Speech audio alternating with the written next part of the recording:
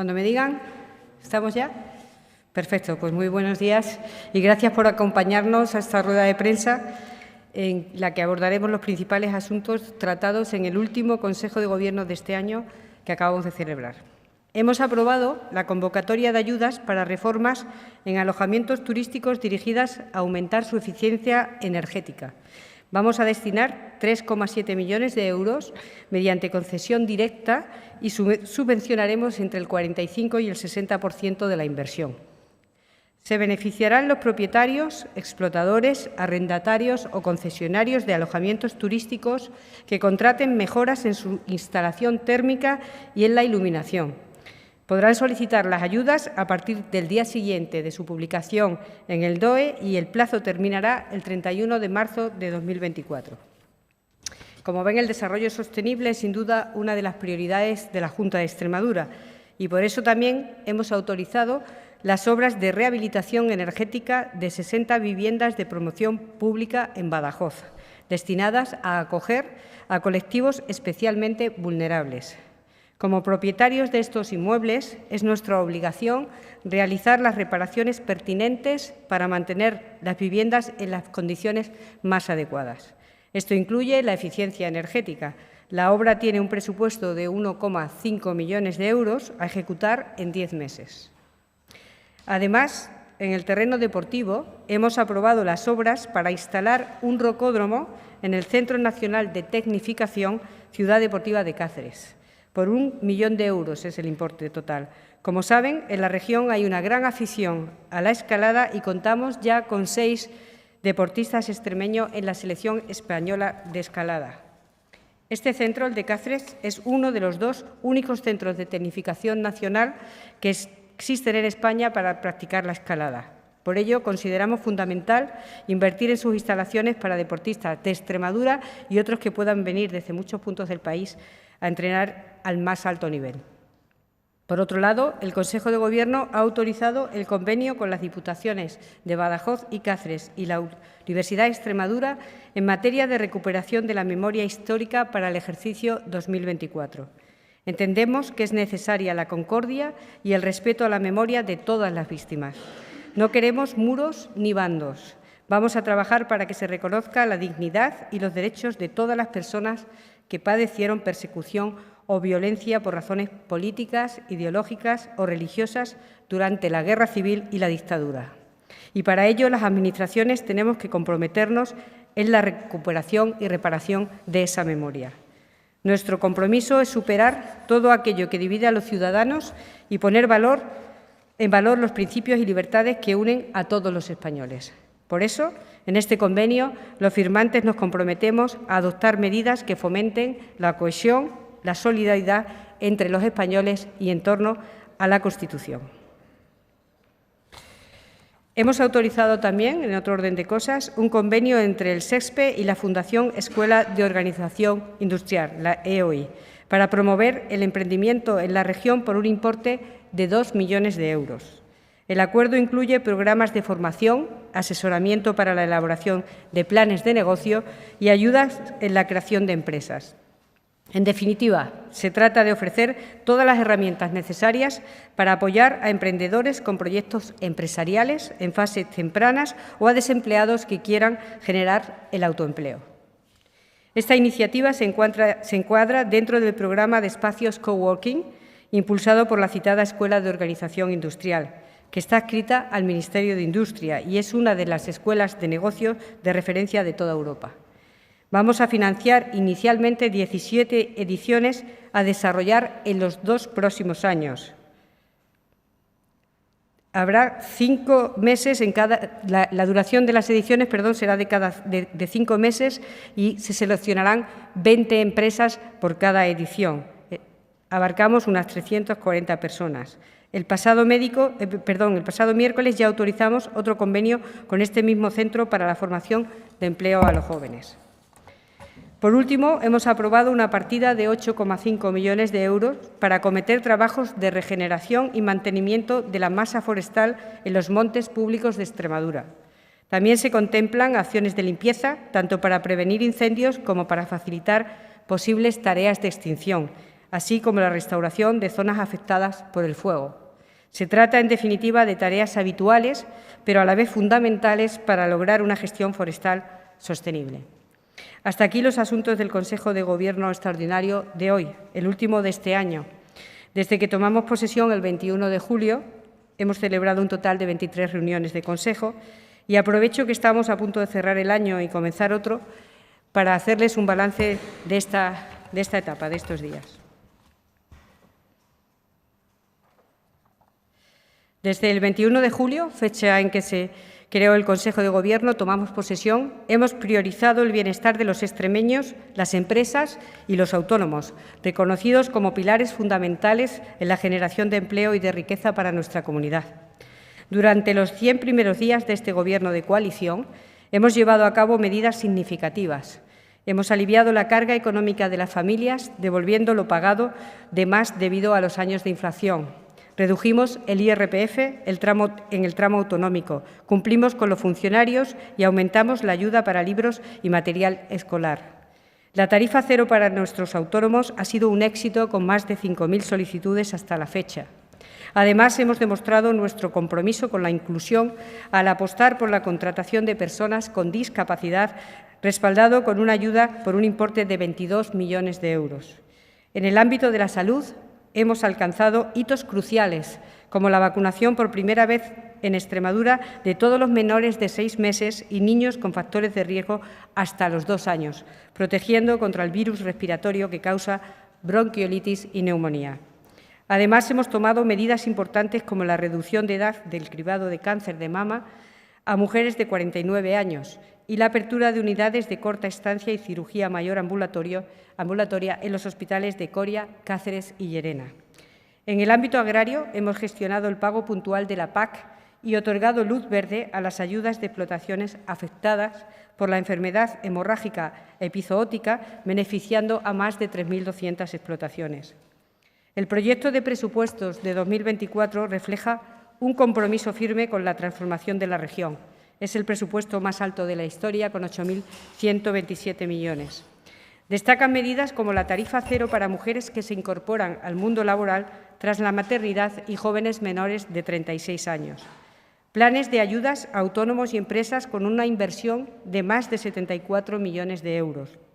Y la creación de un banco de suelo público con 829 hectáreas con compromisos administrativos ágiles de entre 6 y 8 meses. Dotamos con 6,4 millones a la formación profesional para modernizarla. Y el presupuesto también contempla una partida para que la enseñanza infantil sea gratuita en Extremadura para los niños nacidos en el 2022, beneficiando a unas 7.000 familias que podrán elegir el centro adecuado para la atención de sus hijos.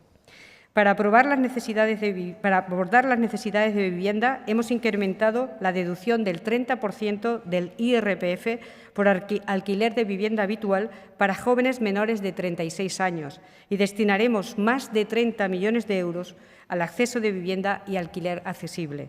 También pondremos en marcha un nuevo plan de vivienda para colectivos vulnerables, personas en el entorno rural y jóvenes, que contarán con avales para la compra de su primera vivienda.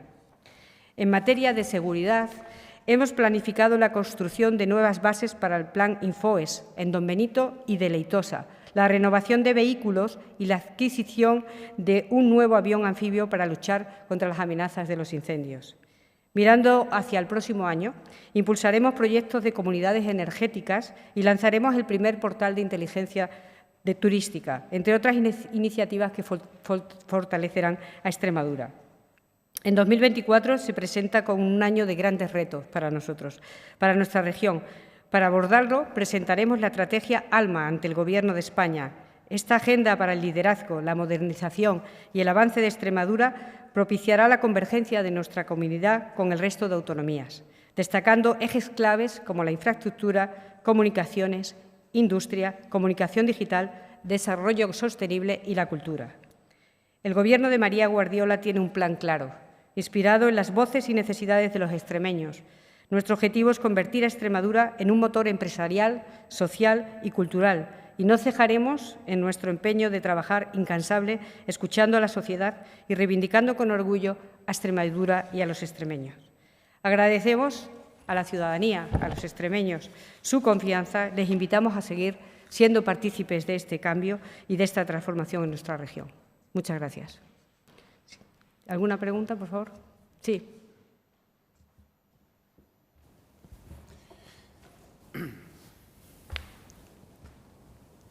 Buenos días. ¿En Buenos qué días. situación se encuentra el convenio de ELA entre la comunidad autónoma y el Gobierno de España? Pues mire, el convenio lo ha firmado la presidenta y se le ha enviado al Ministerio de Derechos Sociales para su firma y esperamos que en breve se rubrique en pocas horas ya por parte del Ministerio.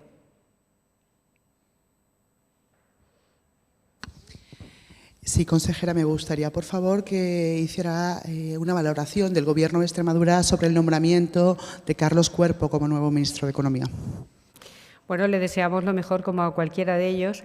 Sí le podemos decir que esperamos que oriente su mirada hacia Extremadura, si así se siente como extremeño, porque nos hace mucha falta, y que conozca y reconozca todas las necesidades que tenemos. Es lo que podemos esperar de él. Se desarrollará y se verá. Muchas gracias.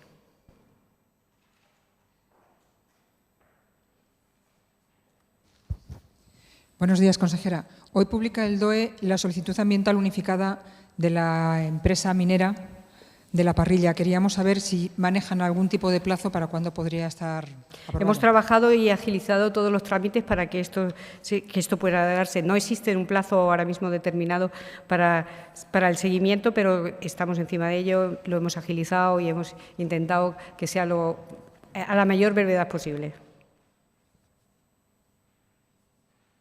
Sí, consejera, otra pregunta. Ayer se celebraba en Madrid la conferencia sectorial de migraciones.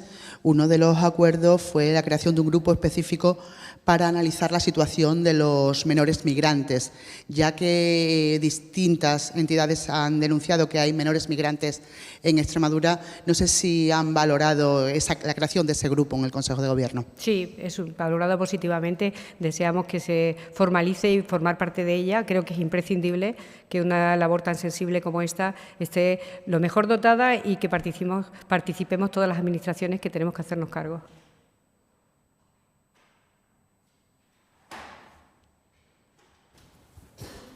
Sí, muy buenas.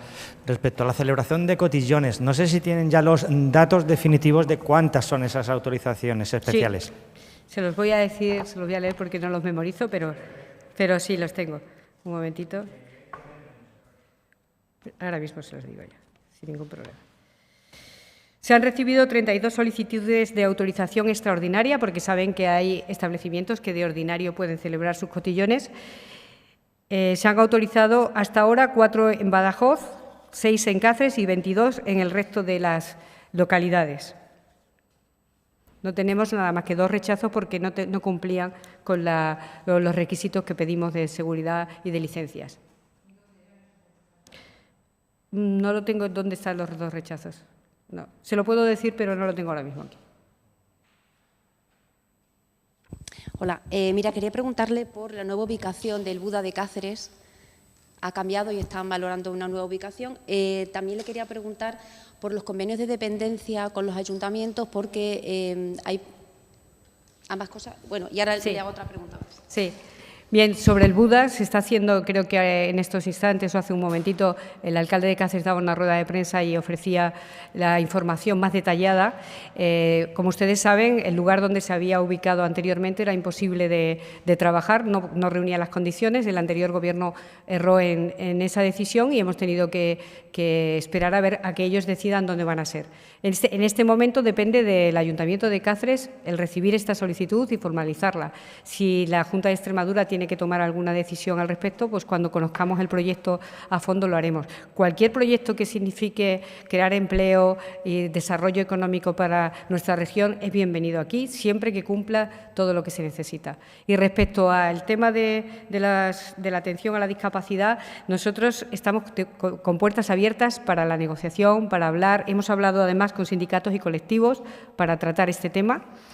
Y respetamos las protestas que hay porque evidentemente es una forma que tienen de hacerlo. No entendemos por qué no se han hecho antes, porque es un problema que se arrastra de antes, pero sí le digo que estamos haciendo frente a toda la deuda que estaba anteriormente creada y que para el 2024 en los presupuestos se contemplan todas estas actuaciones. Los convenios, al no renovarse, a partir del 2 de enero, los usuarios se quedan sin servicio. Los usuarios dicen que el SEPA los está llamando proponiéndoles una contratación privada para que se mantenga. Entonces, no, mire, el SEPAD va a utilizar criterios de equidad y de equilibrio para que este reparto no sea subvenciones a dedos y cualquier otra arbitrariedad que crea luego problemas. En ningún momento el SEPAD está utilizando en este momento, en esta hora y en este momento no tenemos ninguna noticia de que esto esté ocurriendo así. Estamos acatando todos los problemas que están sucediendo en torno. Queremos, sobre todo y por encima de todo, que las personas que necesitan esta ayuda la tengan. ¿Dónde está el problema de los convenios? Porque los ayuntamientos dicen que al no firmarse no se puede mantener el servicio. El caso es que los usuarios... El usuario está atendido, el SEPAD está atendiéndolo y le vuelvo a repetir, para volver a distribuir este crédito tenemos que hacerlo con criterios de equidad y equilibrio que no estaban hechos y que nos han dado lugar a todos estos problemas. Sabemos que es un tema muy delicado y entendemos que lo primero es que los usuarios tengan la atención que ellos merecen y que ellos necesitan. No tengo ninguna información más sobre si están en este momento ofreciéndoles, aquí no lo tengo y no me consta ello, ninguna otra alternativa privada. ¿Y para cuándo estarían? Estamos en ello, trabajando para que sea. Le digo que en el 2024 ya está contemplado, que en el 2023 estamos haciendo frente, que estamos reubicándolo todos esos fondos y que van a quedar todos protegidos. Preguntar por el Centro de Esclerosis Lateral Amiotrófica para enfermos de ELA, que ¿Sí? iba a estar también, no sé en qué situación está también. Creo que lo he contestado en la primera pregunta, pero se lo vuelvo a... Sí, no pasa nada. El convenio de colaboración para este centro ha sido firmado por la presidenta María Guardiola y este acuerdo fue remitido ayer al Ministerio de Derechos Sociales para su firma por parte del Gobierno central, que confiamos que rubrique en las próximas horas. ¿Lo de la memoria histórica ha dicho cantidad económica?